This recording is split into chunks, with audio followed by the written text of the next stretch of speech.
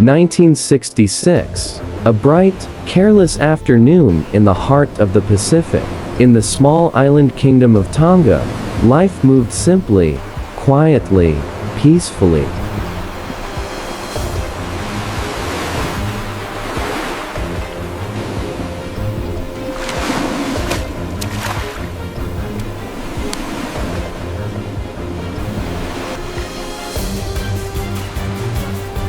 That same day, 6 teenage boys from a strict boarding school made a decision.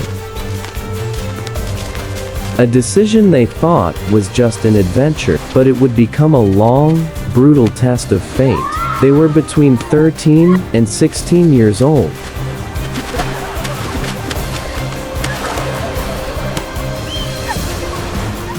Tired of rules, tired of discipline, dreaming of freedom. Dreaming of sailing away to a deserted island for a few days. Just a few days. So they stole a small fishing boat from a local fisherman. No map, no compass, no proper food, no engine, and the ocean is never a game.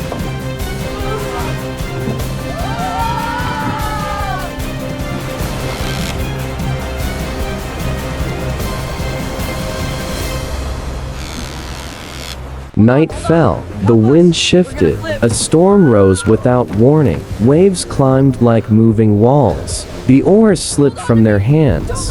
The boat drifted helplessly into the vast emptiness of the South Pacific. 8 days, 8 long days, no drinking water, no food. They tilted their faces toward the sky, catching rain in their open mouths.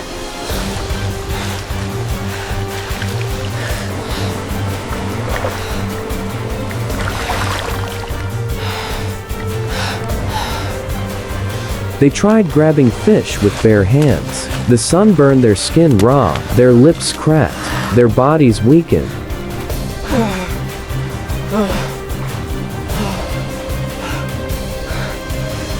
Just when hope was beginning to fade, a dark shape appeared on the horizon. Land. It was a rocky, abandoned island. Ata, once inhabited, but deserted a century earlier after slave raids drove its people away. No fresh water springs, steep cliffs, dense brush, sharp volcanic rock, but to those boys, it was paradise.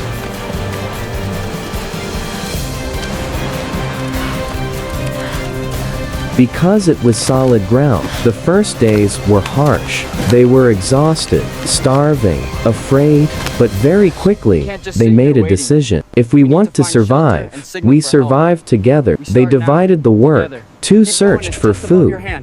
A little higher. I'm ready down here.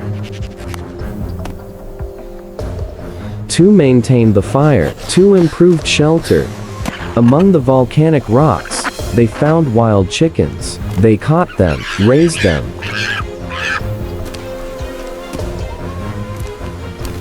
They climbed coconut trees for fruit.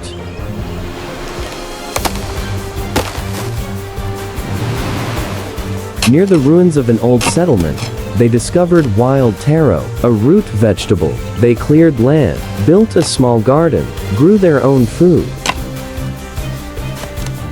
Water was the greatest challenge. They carved tree trunks, hollowed stones, built a system to collect rainwater, every drop measured, every sip rationed.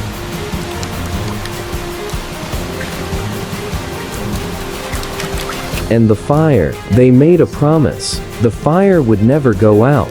They took turns, day and night.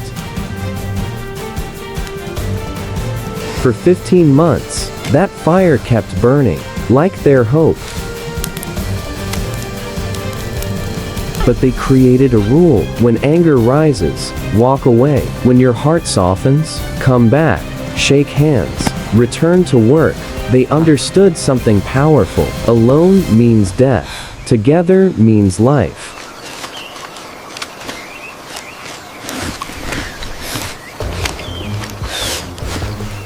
Back in Tonga, they were declared missing. Families mourned. Churches prayed. Time passed. People accepted that the sea had taken them forever. Then, on September 11, 1966, an Australian fishing captain named Peter Warner sailed near the deserted island. He noticed something strange: burned grass on the hillside, cleared land. That wasn't natural.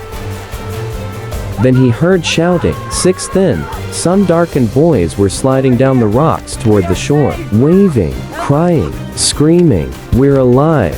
At first, he could hardly believe it, but as he drew closer, there they were, alive. 15 months later, when they returned home, the entire village stood in shock.